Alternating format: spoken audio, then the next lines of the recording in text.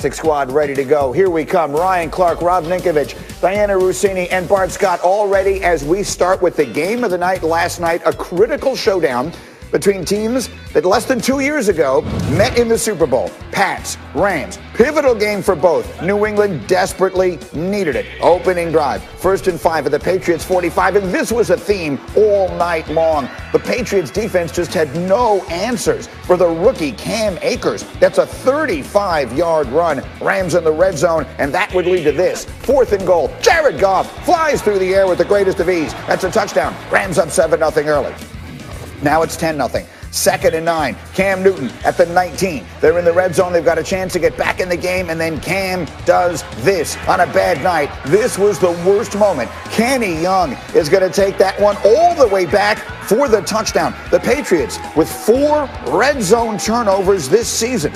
They had 3 in the previous 3 years combined. And look at this, just a bad throw, a bad choice. One way or another, a very bad result. Cam just 9 of 16 on the night. It's 17-0 later in the quarter. That's still the score. Patriots need to get in. 3rd and goal. Cam going nowhere. 4th and goal. Bill, what are you going to do? 4th down, of course, you got to go for it. And just look at the defense swarm. Cam Newton nowhere to go. Give you a different look at it here as the defense is everywhere. It was 17-3 at halftime. 3rd quarter, that's still the score. Rams 2nd and 2 at their own 30. And it's Cam Akers again.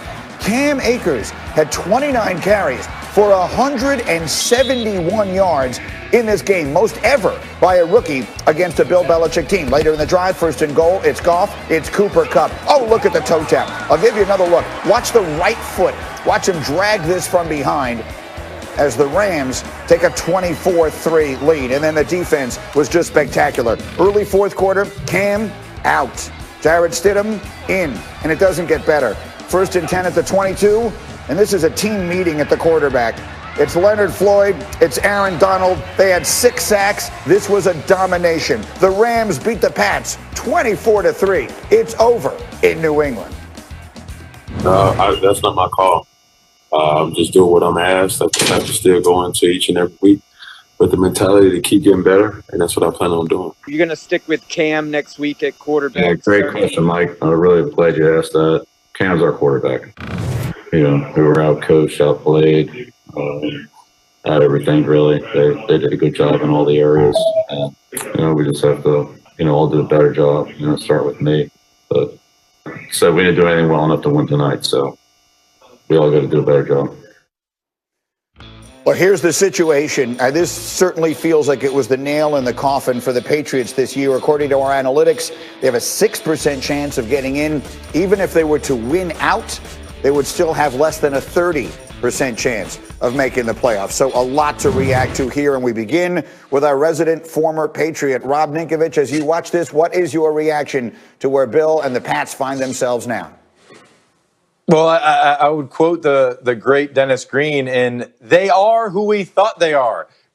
Look, when you watch the Patriots, they are who we thought they were. We came into this game, look, 5 days ago, 4 days ago, whatever it was, they beat the Chargers by a ton, and we thought that, whoa, this might be the Patriots turning the corner. But then you see them play a good football team, like the Rams, with a great defense, a great pass rush, who can stop the run.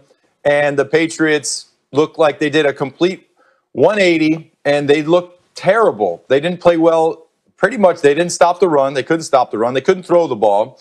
And if you take the last 3 games of Cam Newton and combine them into one stat, he is 30 for 53.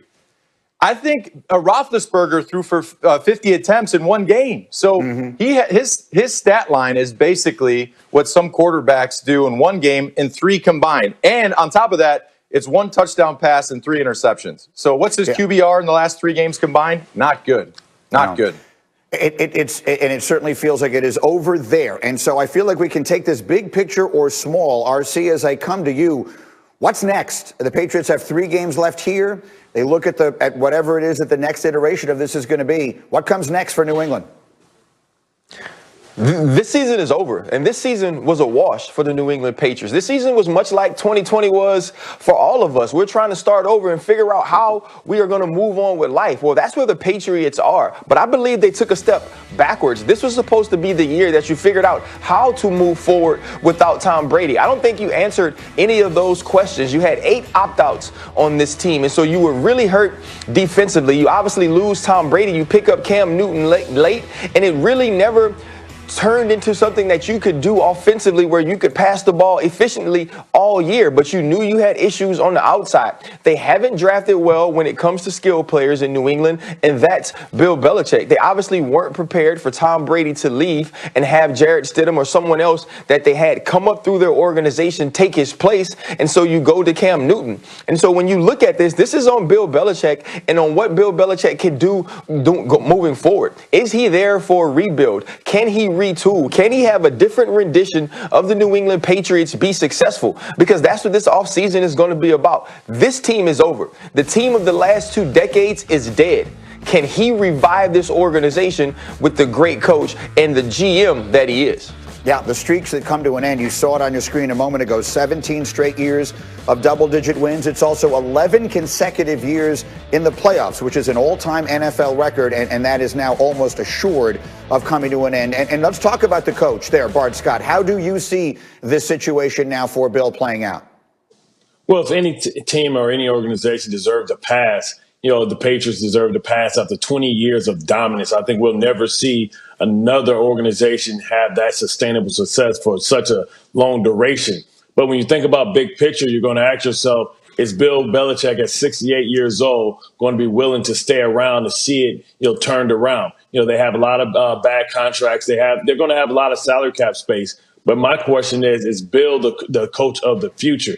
And when I said that earlier on, people thought I was trying to be tongue in cheek. But at 68, does he have the endurance to want to stay around for that long? Or should he take a page from his mentor, Bill Parcells, and move up into the upper office and give a guy like Josh McDaniels an opportunity who he said he was going to give his world to a couple of years? Remember, Josh McDaniels had the opportunity to be the coach of the Indianapolis Colts a couple of years ago. And there's going to be a lot of openings. At what point do you expect Josh McDaniels to say, hey, I'm ready for my second opportunity? You said you were going to give me your world, but you failed to do that so far. So I think big picture is going to be more about what is Bill's role with this organization going forward. And if he wants to stay around for a total rebuild, will a guy like Josh McDaniels want to stay around for it as well? Well, let's come to the person here who knows him the best by far. Rob Ninkovich, what is your sense, knowing Bill as you do, playing for him as many years as you did, at the age of almost 69, do you believe he wants to keep coaching going forward? Yeah, I do. I think he wants to continue coaching. He still loves coaching. I think he'll coach as long as his health will allow him to coach. You look at the things that he has as far as his sons with him in that building. We all know that coaches put a lot of time in. And early when you have kids and you're not able to be around them, I think he enjoys the process of having his 2 sons, Steve and Brian, with him in the building, learning underneath him.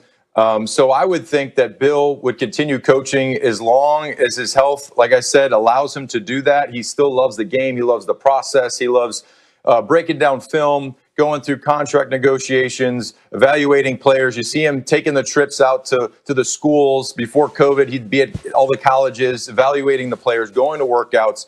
He loves that process, so I do not see him going anywhere else except for being the head coach of the Patriots. Yeah, I would tend to agree with you, just knowing him the little bit that I do. You obviously know him so much better. So we're going to have Mike Reese live on this program. He's covered the Patriots for years. He was the one who asked that question there that Bill said that he appreciated about the quarterback future, because I think there are a lot of questions to answer, and we'll get back to this as we continue. So much more, but again, it feels like the end of an era last night. Rams, big win. Patriots feel like it's done. Meanwhile, as we approach must-win weekend, huge matchups are on the way. The Vikings traveling to Tampa, where Tom Brady is looking to avoid his first 3-start losing streak since 2002. That game has everything at stake. Jalen Hurts, meanwhile, not Carson Wentz, will be leading the Eagles against the Saints, where New Orleans is looking to extend a 9-game winning streak, their longest since 2018. And then Sunday night, the Bills hosting the Steelers in a meeting of 2 of the top teams in the conference. Just the second time in series history